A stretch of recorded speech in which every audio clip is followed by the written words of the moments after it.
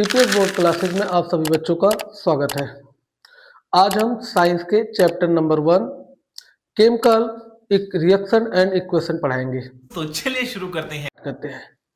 तो ध्यान से देखिए, सब्जेक्ट है साइंस और चैप्टर का नाम है केमिकल रिएक्शन एंड इक्वेशन। अब इन बातों को समझिए कि केमिकल रिएक्शन और इक्वेशन में हमें पढ़ना क्या है।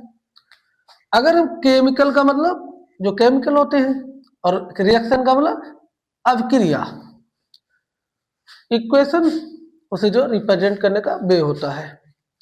तो पहला इक्वेशन यही आता है, what is chemical equation. Chemical equation बच्चों के मन में बार बार सवाल ये आता है कि सर केमिकल इक्वेशन है क्या, अगर इसका डिफिनेशन क्या होगा, इसका डिफिनेशन क्या होगा। तो इसका मतलब होता है the simplest way to represent the chemical equation the simplest way to represent the chemical reaction is called chemical equation। Suppose करिए कैसे, मान लीजिए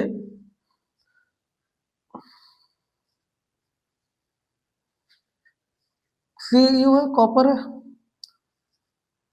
तो ये O2 के साथ किया। अब किसी ने कहा कि कॉपर ऑक्सीजन के साथ रिएक्शन किया, कॉपर ऑक्साइड, तो उसको कैसे रिप्रेजेंट करें, तो CuO।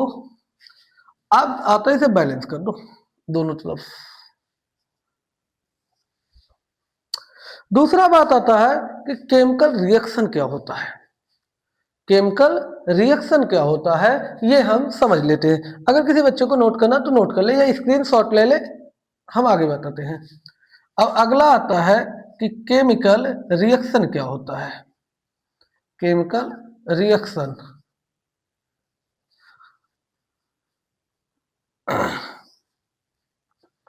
केमिकल रिएक्शन का मतलब हुआ कि when two reactant react each other and make one or more product, it's called chemical reaction।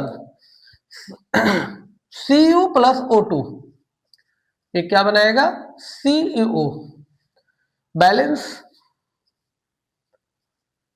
अब बार बार बच्चे के मन में ये आ रहा होगा, सर ये दो इधर क्या लिख रहे हो, जबकि आपने कॉपर और ऑक्सीजन लिखा था तो कॉपर ऑक्साइड बना लेता, लेकिन ये बार बार इसके आगे दो, यहाँ दो, आप क्यों लिख रहे हो, 2 से मल्टीप्लाई ही क्यों कर रहे हो। तो बेटा इसको कहते हैं बैलेंस करने का पैटर्न।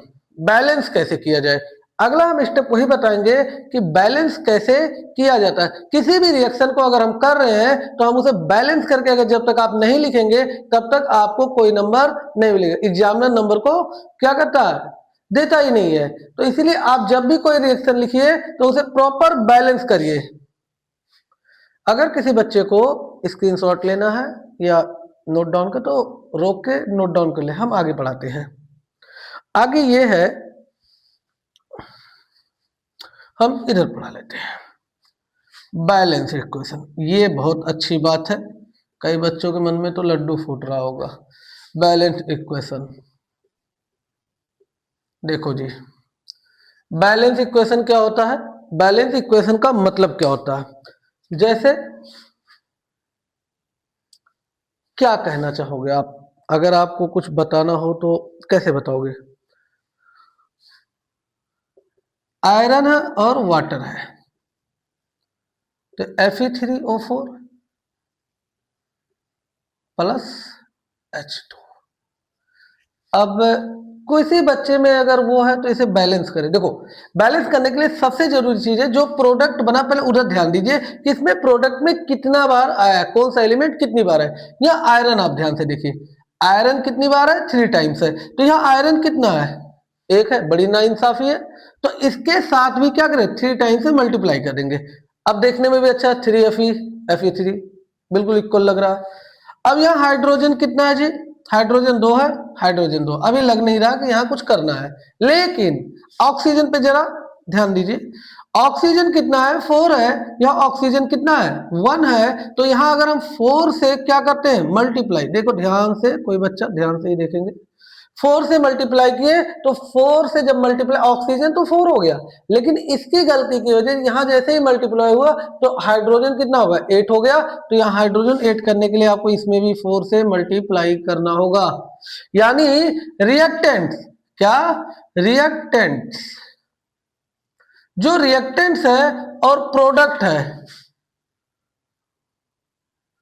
ये दोनों क्या होना चाहिए, इक्वल में रहना चाहिए, तभी वो क्या होगा, बैलेंस इक्वेशन होगा, अदरवाइज वो बैलेंस इक्वेशन नहीं होगा। किसी बच्चे को नोट डाउन करना है तो नोट डाउन कर सकता है। एक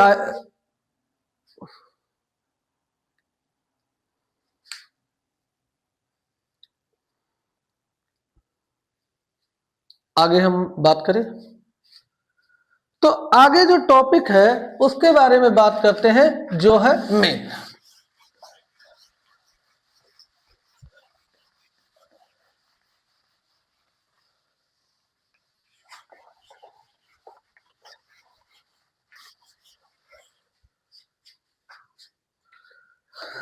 अगला जो बात आता है टाइप्स ऑफ रिएक्शन, क्या आता है कि types of reaction, types of reaction.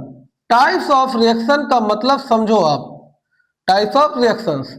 आप देखिए, आप टाइप्स ऑफ रिएक्शन जो होते हैं वो 4 होते हैं। मैं आप चारों का नाम लिख देता हूं, फिर उसके बाद बात करते हैं। पहला है कॉम्बिनेशन, क्या है, कॉम्बिनेशन, कॉम्बिनेशन रिएक्शन।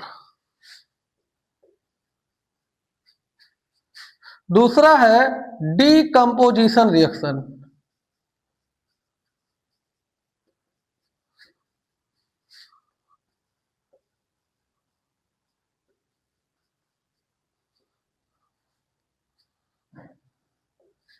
तीसरा है डिस्प्लेसमेंट रिएक्शन, क्या है, displacement reaction.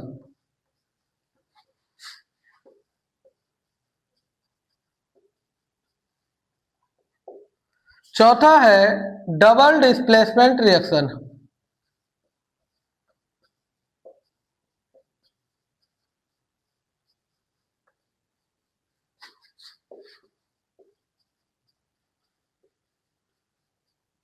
Double displacement reaction ये मेन रिएक्शन है जो चैप्टर 1 में है, केमिकल रिएक्शन एंड इक्वेशन के ये मोस्ट इंपॉर्टेंट रिएक्शन है। पहला रिएक्शन है कॉम्बिनेशन रिएक्शन। इसमें जो होता है 2 और मोर रिएक्टेंट क्या कहते हैं, मिलकर सिंगल प्रोडक्ट बनाते हैं। क्या कहते हैं, सिंगल प्रोडक्ट बनाते हैं। इसमें सिंगल रिएक्टेंट ब्रेक डाउन होके 1 और मोर सिमिलर प्रोडक्ट प्रोड्यूस करते हैं। इसमें डिस्प्लेसमेंट में क्या होता है, 1 एलिमेंट डिस्प्लेस या रिमूव अदर एलिमेंट। इसमें डबल डिस्प्लेसमेंट में ions exchange with in reactants, reactants के बीच आयंस का एक्सचेंज होता है। आप लोग चाहे तो नोट डाउन कर लीजिए, वरना मैं मिटा देता हूं। अब हम आगे इधर ही बात कर लेते हैं कि आगे कैसे क्या होगा। टाइप्स ऑफ रिएक्शन तो हमने, अब पहला हमारा जो हेडिंग है वो है कॉम्बिनेशन। क्या है, कॉम्बिनेशंस रिएक्शन।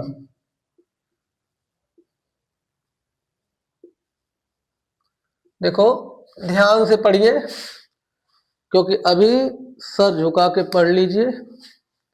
पूरी जिंदगी किसी के आगे फिर सर नहीं झुकाना पड़ेगा, नहीं तो बोर्ड में भी झुके रहोगे, घर वालों की नज़रों में झुके रहोगे और समाज की नज़रों में तो झुके ही रहोगे। तो ध्यान से पढ़िए। कॉम्बिनेशन रिएक्शन क्या होता है उस बारे में हम बात करते हैं। कॉम्बिनेशन का मतलब क्या होता है, कॉम्बिनेशन का मतलब होता है कोई 2 रिएक्टेंट कंबाइंड कर दिया जाए। सीधी बात है, 2 रिएक्टेंट को अगर हम कंबाइंड कर दें तो क्या हो जाता है, कॉम्बिनेशन रिएक्शन हो जाता है। तो कॉम्बिनेशन रिएक्शन में हम बात करते हैं। इसका अगर डेफिनेशन हम बोले तो आप ध्यान से सुन लीजिए, बिल्कुल ध्यान लगा के सुनिए। when two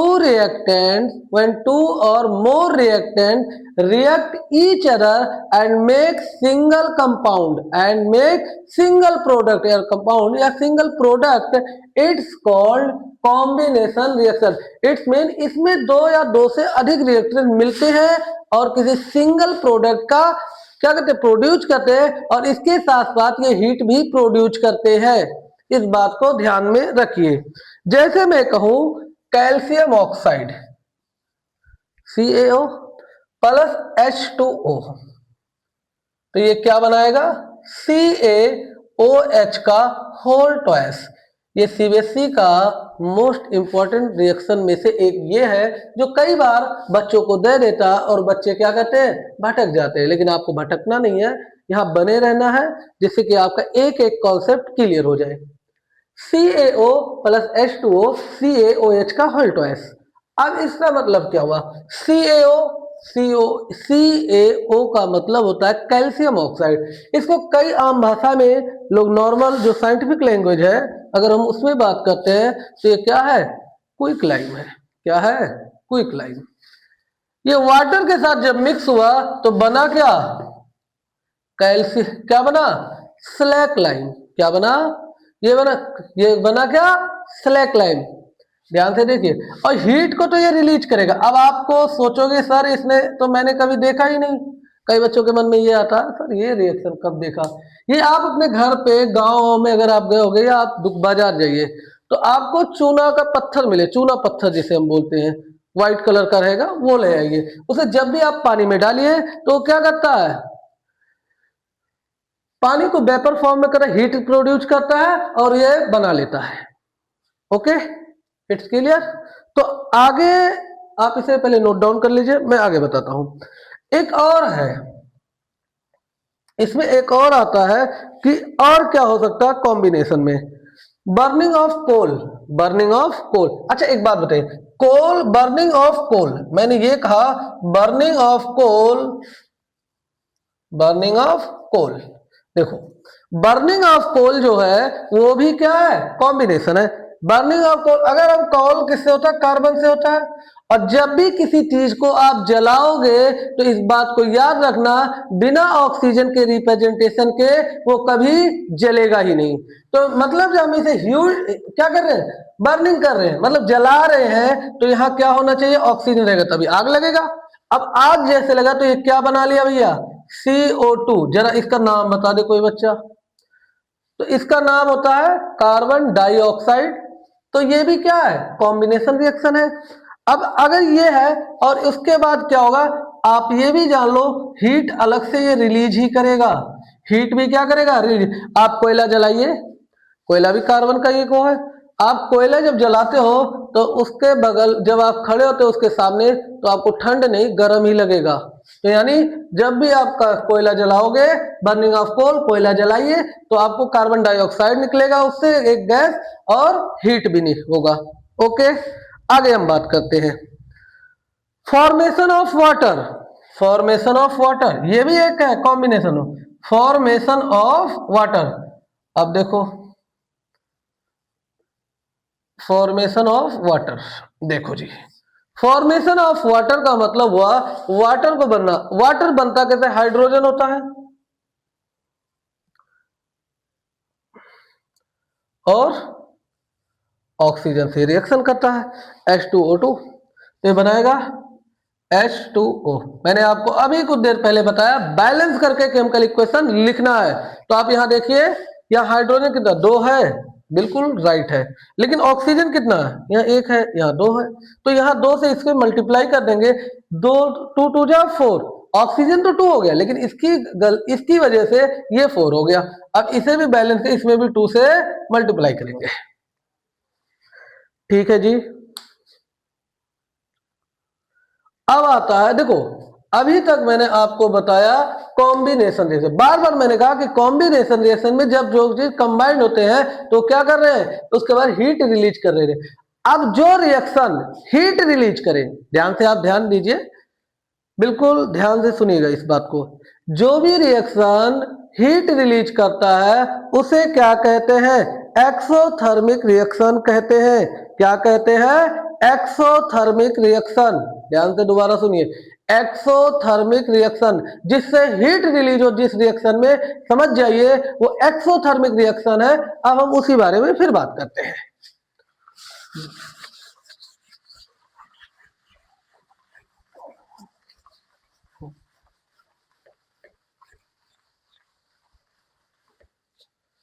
तो एक्सोथर्मिक रिएक्शन क्या होता है?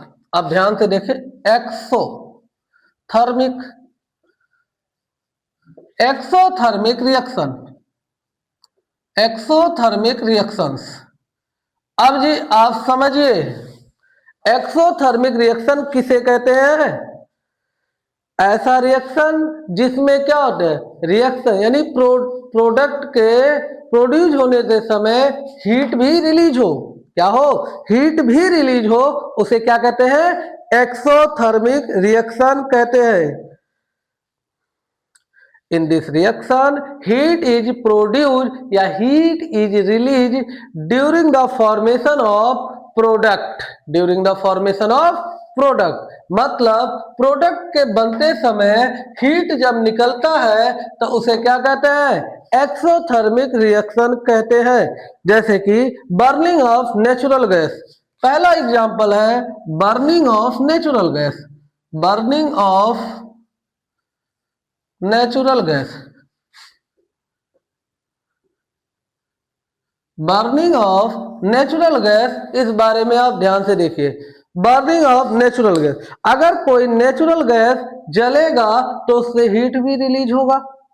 भाई आपके घर में पेट्रोल जलाते हो तो उससे एक गाड़ी चलती, हीट रिलीज होने की वजह से एनर्जी आती है, तो एनर्जी जो होती है वो हीट ही तो होता है। तो यानी बर्निंग ऑफ नेचुरल गैस ये भी क्या है? एक्सोथर्मिक रिएक्शन है।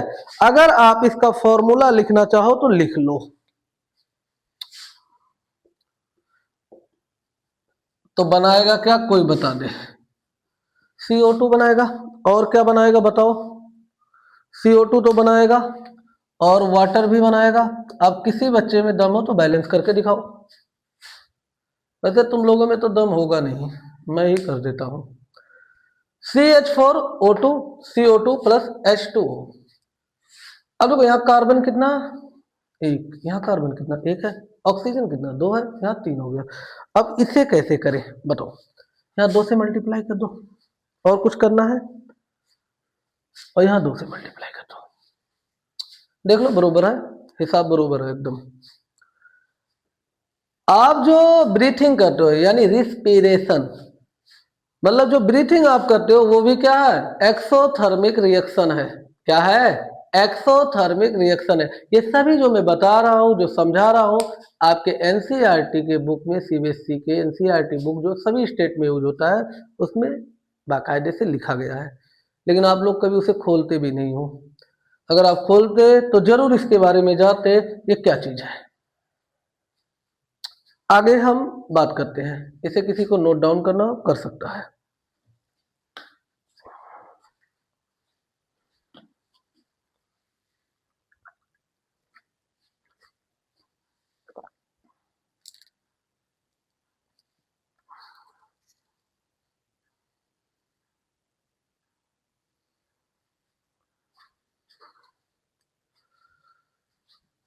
आप लोगों ने नोट डाउन कर लिया?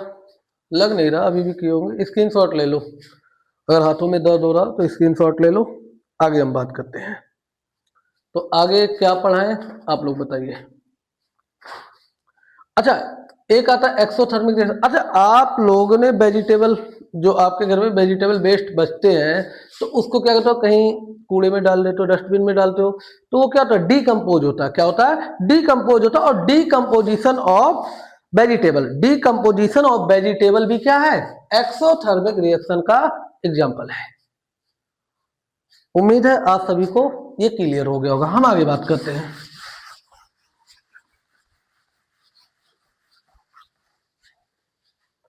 तो आगे देखें, अगला है डीकम्पोजिशन रिएक्शन। क्या है?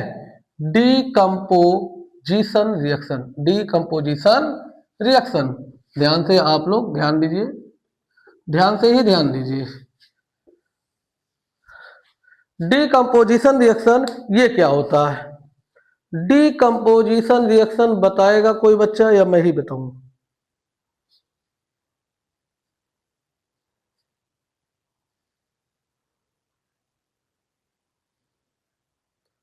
इन दिस रिएक्शन, ये single reactant in this reaction, दोबारा सुनिए ध्यान से, इन दिस रिएक्शन ये single reactant break down to give simpler या similar product, similar product, it's called decomposition reaction. Okay, इसमें अगर हम बात करते हैं जैसे CaCO3 है, जब भी कोई चीज तोड़ना हो या ब्रेक डाउन होता है, देखो कभी भी दो लोगों के बीच में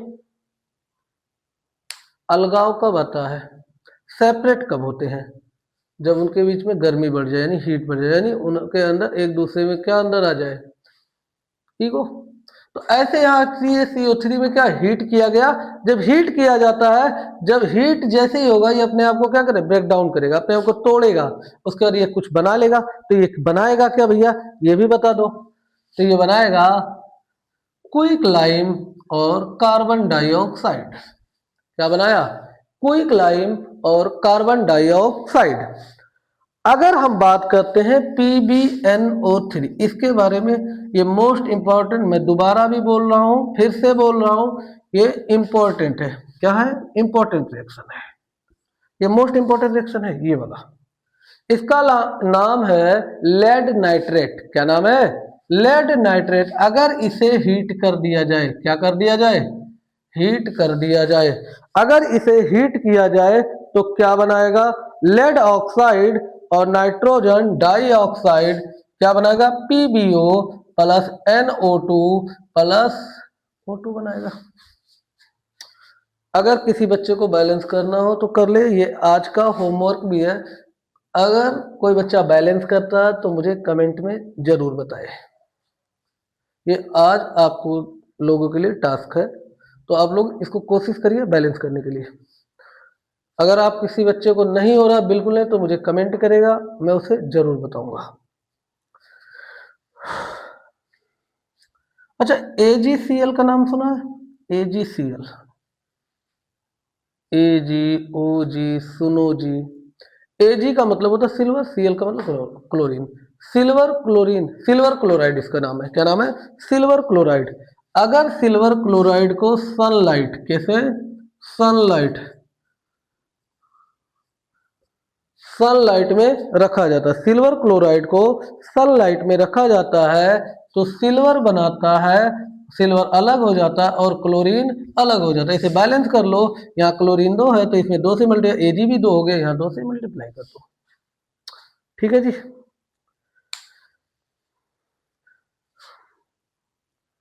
याद रखना, व्हाइट सिल्वर क्लोराइड जब सनलाइट में रखा जाता है तो ये ग्रे कलर का हो जाता है। ध्यान से दोबारा सुनिए, क्वेश्चन में पूछा गया है, ये क्वेश्चन पूछा गया एग्जाम में, व्हाइट सिल्वर क्लोराइड जब सनलाइट में रखा जाए तो ग्रे कलर का सिल्वर क्लोराइड बनाता है।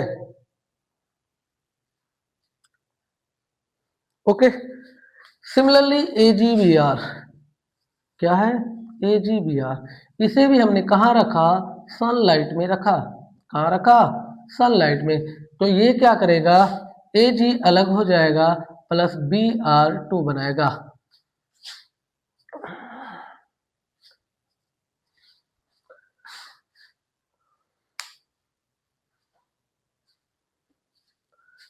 हाँ, ये जो रिएक्शन है, ये इसके बारे में, ये रिएक्शन इंपॉर्टेंट किस नाम से, व्हाइट एंड ब्लैक फोटोग्राफी। ध्यान से सुनिए, व्हाइट एंड ब्लैक फोटोग्राफी में यही रिएक्शन यूज होता है।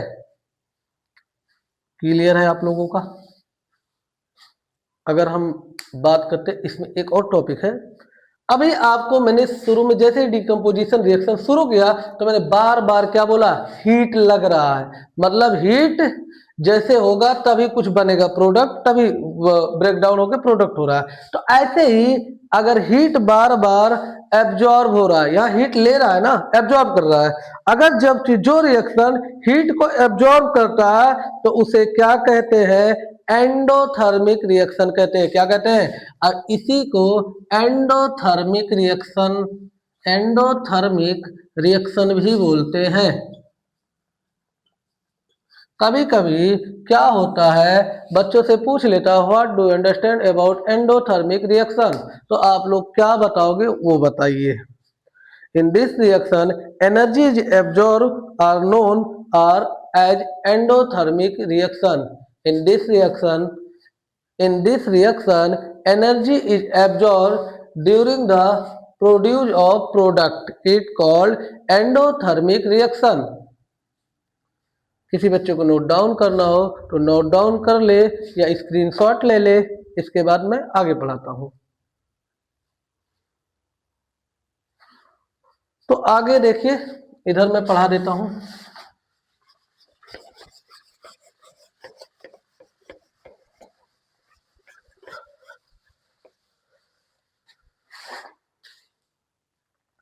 अगला आता है डिस्प्लेसमेंट रिएक्शन। क्या आता है? Displacement reaction. Displacement reaction, displacement reaction. Displacement reactions क्या होता है इसके बारे में आप लोग समझिए। डिस्प्लेसमेंट रिएक्शन का मतलब कोई आदमी एक जगह से दूसरी जगह चला गया तो डिस्प्लेस हो गया, मतलब एक जगह से दूसरी जगह जाना। तो डिस्प्लेसमेंट रिएक्शन होता क्या है? सेम इसी तरीके पैटर्न पे है। In this reaction one element has displace, has displace or removed another element. दोबारा बोल देता हूं। In this reaction one element has displace or removed from another element. Example के लिए Fe प्लस CuSO4, इसका नाम है iron, इसका नाम है कॉपर सल्फेट। तो ये भैया जब भी क्या करें, यहाँ iron highly reactive compare to copper, तो आयरन क्या करेगा, कॉपर को भगाएगा यानी डिस्प्लेस करेगा और उसकी जगह खुद आएगा। तो आयरन सल्फेट और copper SO4 plus CO।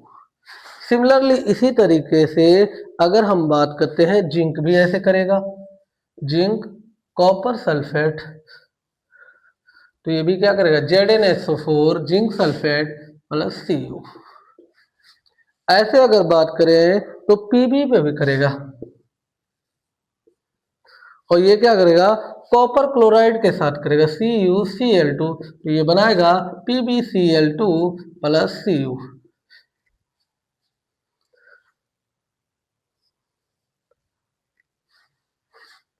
In both reaction zinc and lead, in both reaction zinc and lead highly reactive compared to copper।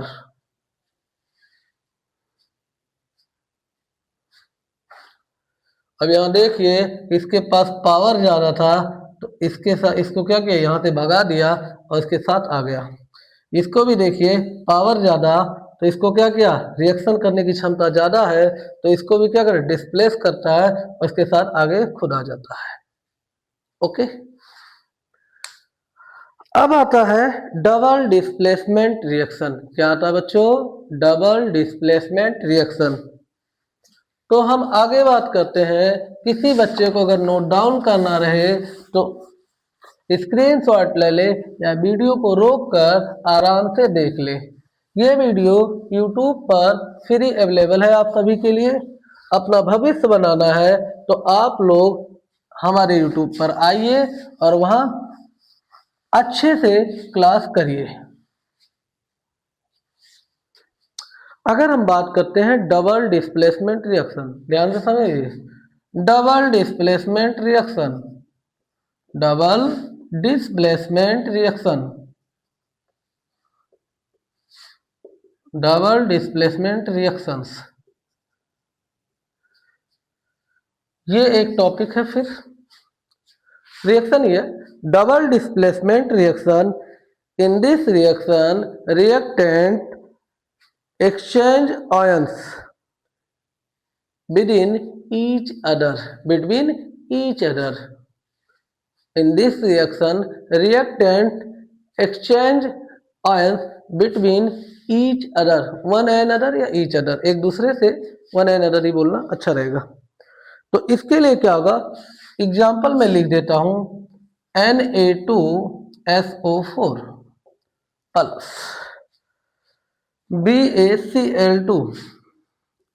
देखो जी, मैंने कहा था कि आयंस का एक्सचेंज होता है, सोडियम जो है क्लोरीन के साथ चला जाएगा, तो ये बनाएगा। पहले हम BaSO4 लिख लेते हैं, बेरियम सल्फेट इसे बोलते हैं, क्या बोलते हैं, बेरियम सल्फेट प्लस NaCl। अच्छा, NaCl आप लोगों ने आपके घर में होता है सोडियम नमक है, इसे क्या कहते हैं, सोडियम सल्फेट, इसे कहते हैं बेरियम क्लोराइड। ये बैलेंस इक्वेशन है, आप लोग फिर से नोट डाउन कर लीजिए।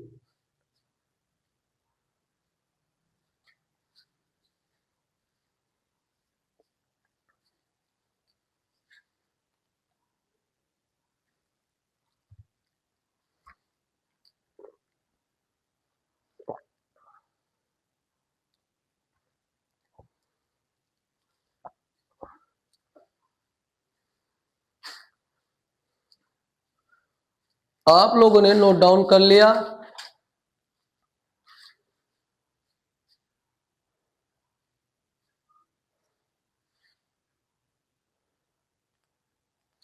तो आपको दो टॉपिक और, मैं तीन टॉपिक और बताऊंगा, तो आप उसके बारे में देखिए। एक है ऑक्सीडेशन।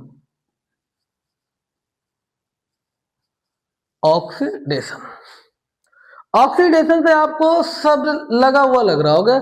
ऑक्सीडेशन का मतलब क्या होता है कि ऑक्सीजन क्या होते हैं, ऑक्सीजन क्या करते हैं, गेन किया जाता है। इसमें कोई सब्सटेंस रिएक्शन के टाइम क्या करे, ऑक्सीजन गेन करे, तो उसे हम क्या कहते हैं, ऑक्सीडेशन कहते हैं। ऑक्सीडेशन में जैसे क्या है, कॉपर है, क्या है, कॉपर है।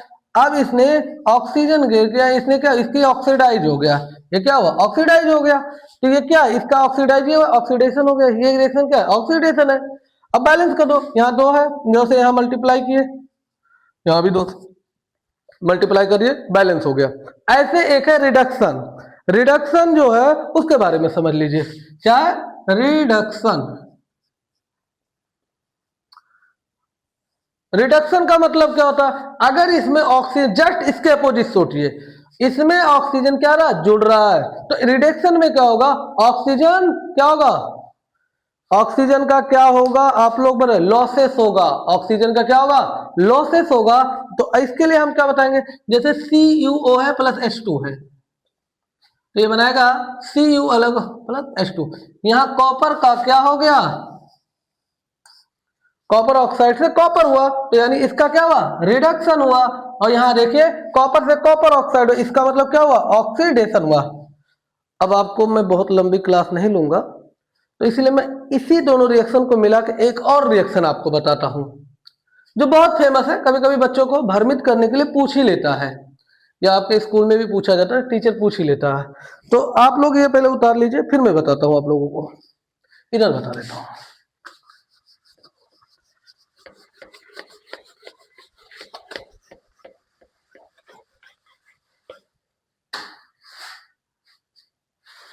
रेडॉक्स रिएक्शन, क्या है, redox reaction.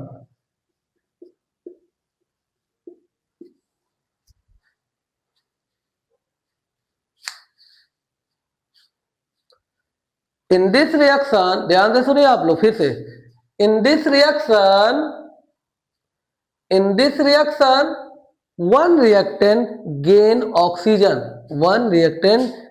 oxygen, and other reactant losses oxygen. It's called redox reaction.